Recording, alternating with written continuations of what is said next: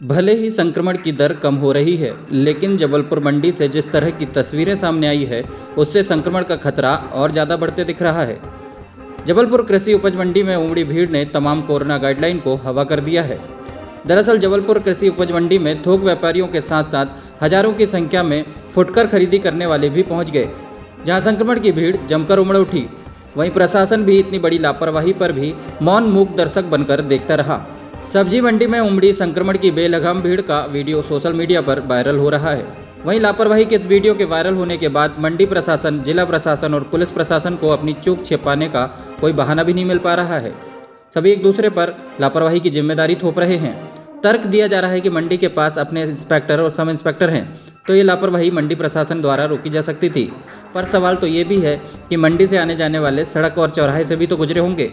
वहीं संक्रमण की मंडी का यह वीडियो सोशल मीडिया पर जमकर वायरल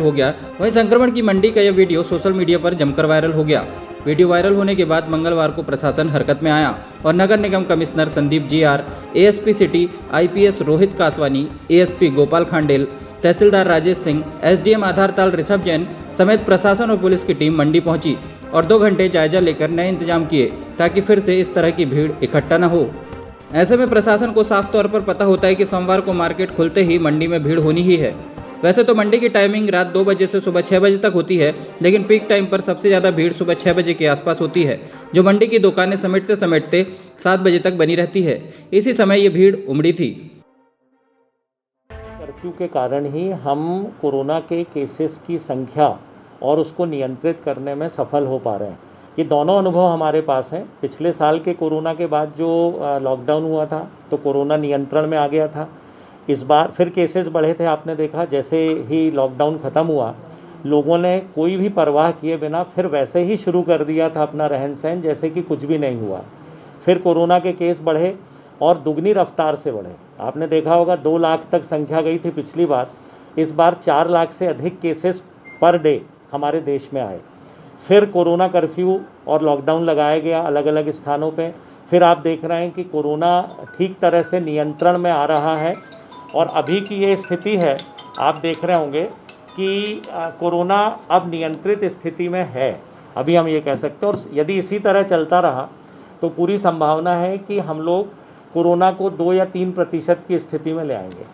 लेकिन फिर जैसा शासन लगातार लॉकडाउन या कोरोना कर्फ्यू नहीं लगा सकता, रिलैक्सेशन देना ज़रूरी है। ये जनता के लाभ के लिए भी है, लेकिन ये जनता की जिम्मेदारी अब बनती है। देखिए, प्रशासन अपनी जिम्मेदारी पूरी तरह से निभा रहा है, लेकिन अब ये जनता की जिम्मेदारी बनती है कि लॉकडाउन या कोरोना कर्फ्यू में ढिलाई के बाद वो नियंत्रित रहें, अपनी दिनचर्या को व्यवस्थित और नियंत्रित रखें, बिल्कुल भी भीड़ ना लगाएं। जैसा अभी देखने में आ रहा है कि सब्जी मंडी में लोग बिल्कुल इस तरह से आ रहे हैं जैसे कि कभी सब्जी मिलेगी नहीं। और हम ही पूरी तरह से जिम्मेदार हैं, जनता के ऊपर सबसे बड़ी जिम्मेदारी। इसलिए आप लॉकडाउन समाप्त होने के बाद भी अपनी जो बताया गया कि मास्क के साथ रहें, भीड़ कहीं ना लगाएं, ज़रूरत के हिसाब से घर से निकलें, तभी हम इसे नियंत्रित रख पाएंगे। नहीं तो मुझे लगता है कि जो तीसरी वेव की चर्चा चल रही है उसको रोकना बहुत मुश्किल हो जाएगा।